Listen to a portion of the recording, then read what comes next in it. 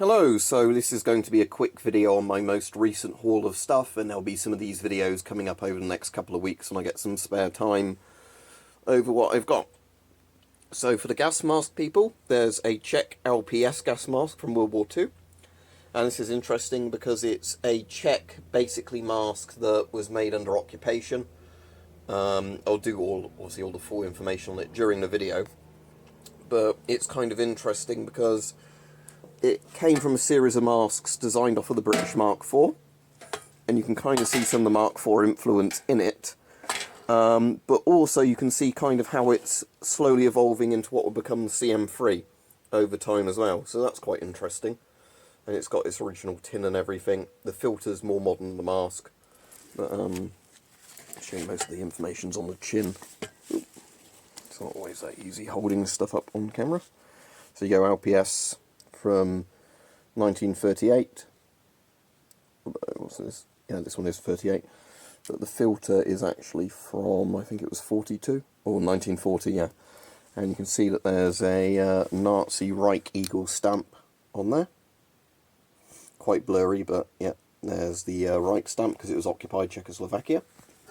So that's that, and it's tin. And we've got a Czech submachine gun that tends to have loads of names. In my book, it's called the CZ-SA-25, but this was sold as, I think it was the VZ-26, but yeah, I've seen this called a few different things.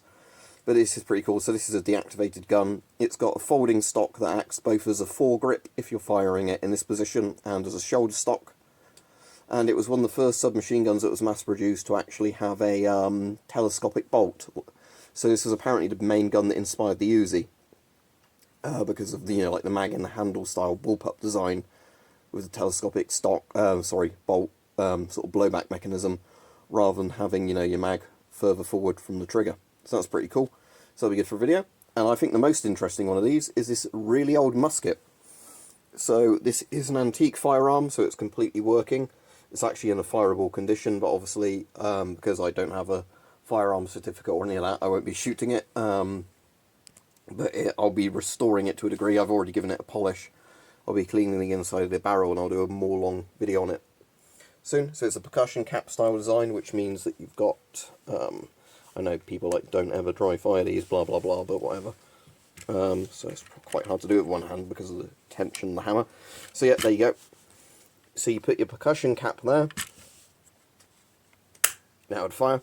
So how this works is that you put your black powder down the barrel of the ramrod, and obviously either your big sort of ball bearing or smaller ball bearings for a shotgun thing, and then sort of wad it down. And then you put a percussion cap on there, which is essentially like the old cap gun caps. That sits there, and what happens is hammer hits that, spark goes through that little tiny bit into the barrel, ignites your black powder, and then that's how it shoots.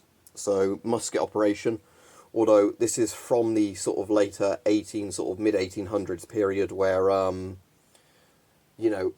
this is technically a musket because it's a smoothbore, but obviously this is the period where you get the early rifles. So prior to the Martini Henry and, the actual cartridge rifles, you had rifles that you loaded like a musket that used a thing called a mini ball that would expand to actually use rifling on the barrel. This is a smoothbore, so it's technically a musket.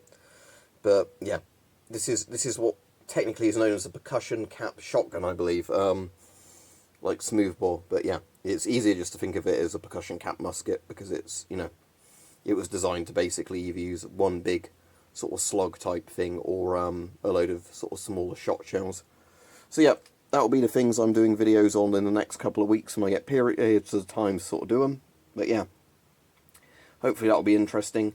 There were some other videos I was discussing with people doing on a live stream recently that will also be interesting, but yeah, hopefully you're looking forward to all of that.